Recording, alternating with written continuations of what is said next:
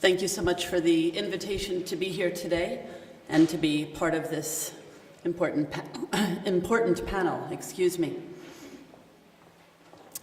The United States of America, of course, brings a very different perspective to the Dayton Accords as the country that brokered the peace agreement.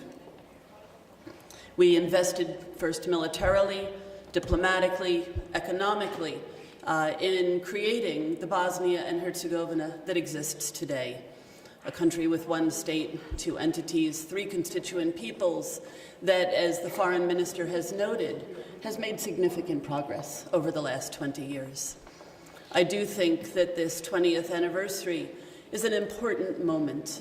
It's a moment to look back, as Mr. Jaferovic has done, for all of those who were a part of the difficult period of the 1990s, who were a part of creating the peace that has been so beneficial for Bosnia and Herzegovina, to share those experiences. I also hope that we can use this as a moment to really look forward. And I think that the title of today's conference captures that very effectively. The time has come for all of us, as the foreign minister noted, to focus on the path to the future for Bosnia and Herzegovina. This is clearly the European Union and NATO. But it's more than that. It is developing an economy that keeps your young people here, creates jobs that prevent them from leaving the country by the thousands every year. It's to stop treating education as a source to promote ethnic division and instead build an educational system that puts you on the cutting edge of the 21st century. And above all, putting in place a healthcare system that serves your population and allows them to have a quality of life to move forward to the future, and eliminating the cancer of corruption that is destroying every sector of your society. I am very encouraged by the progress that has been made over the last 12 months on the European Union reform agenda. I like the change in terminology that the minister suggested. The Federation has made significant progress in passing initial reforms, and I commend them for doing that. We certainly hope that the Republika Srpska, the state, everyone across the country who is involved in this path can pick up the speed of reforms. And I would add, what we have seen in so many cases here in Bosnia and Herzegovina is that laws are passed, agreements are signed, regulations are put in place, and then they're not implemented. So please don't just pass these laws, implement these laws, put in place the actual reforms, and make the difference for the citizens of the country that will really make a difference for their future. It's also been very positive this year to see the ongoing progress towards MAP, the Membership Action Plan, that would allow Bosnia and Herzegovina to take the next step towards NATO. We have seen in all of the countries that have gone through this process that MAP not only provides additional security benefits, it provides a sense of confidence for international investors that also allow for economic development to take place in parallel with it. And I encourage you to move forward on that process. I have been here almost a year now, and I see tremendous possibility for Bosnia and Herzegovina.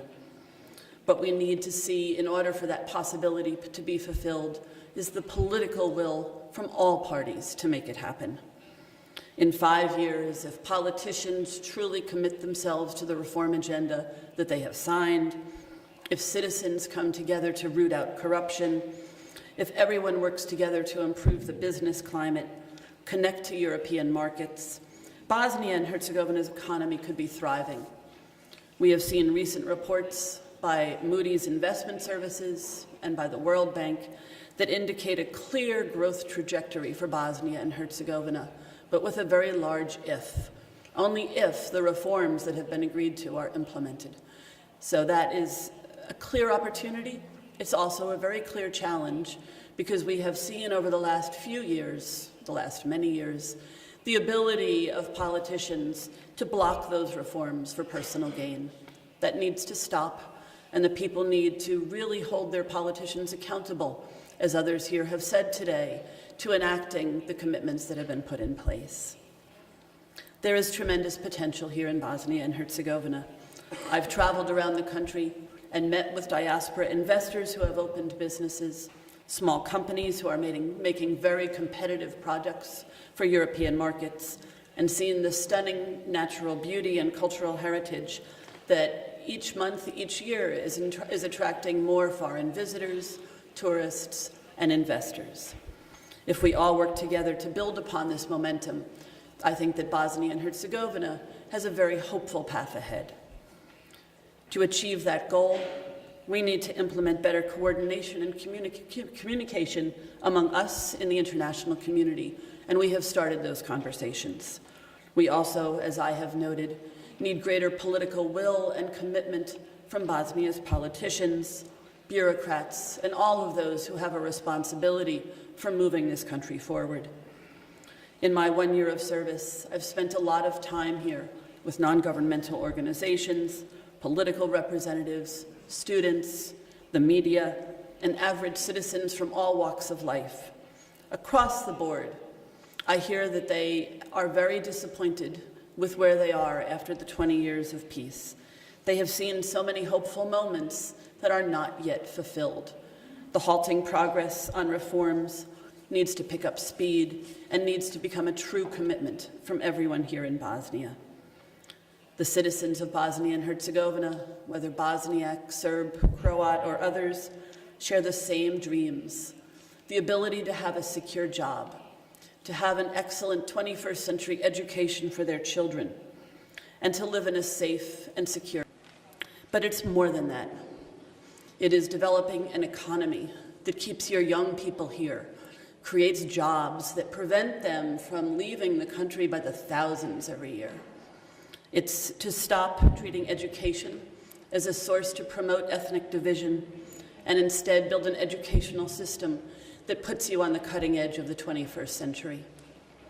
And above all, putting in place a healthcare system that serves your population and allows them to have a quality of life to move forward to the future, and eliminating their environment. If we all work together, these things are absolutely possible, and I hope everyone today will renew their commitment to this path, to a wonderful future that the citizens of this country so very sincerely deserve. Thank you so much.